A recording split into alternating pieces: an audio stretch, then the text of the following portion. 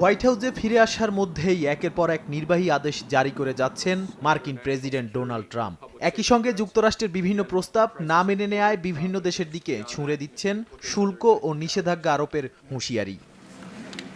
তবে ট্রাম্পের এসব নতুন নীতিমালা যুক্তরাষ্ট্রের সঙ্গে অন্যান্য দেশের কূটনৈতিক সম্পর্ককে প্রভাবিত করবে বলে ধারণা করছে বিভিন্ন গণমাধ্যম। তার প্রস্তাবিত শুল্ক নীতিতে বলা হয়, শুল্কের মাধ্যমে যুক্তরাষ্ট্রের অর্থনীতিকে শক্তিশালী করা হবে।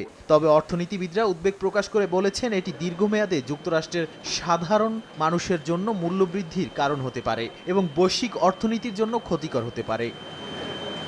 সুইজারল্যান্ডের দাভোসে ওয়ার্ল্ড ইকোনমিক ফোরামে ভার্চুয়ালি বক্তব্যের মাধ্যমে ট্রাম্প বলেন, যুক্তরাষ্ট্র আন্তর্জাতিক সম্পর্কের পুরনো ধারা আর মেনে চলবে না। জানান, তিনি একে একে বিশ্বে মার্কিন স্বার্থ এবং শক্তিকে অগ্রাধিকার দেবেন।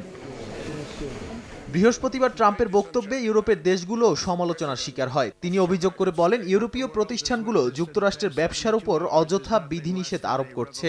এছাড়া ন্যাটোর সদস্য দেশগুলোর উপর চাপ প্রয়োগ করেন নিজেদের প্রতিরক্ষা ব্যয় ৫% পর্যন্ত বাড়ানোর। বিশ্লেষকরা বলছেন, ট্রাম্পের এসব নীতি ও দৃষ্টিভঙ্গি প্রাচীন সাম্রাজ্যবাদী ধারণাকে প্রতিফলিত করছে।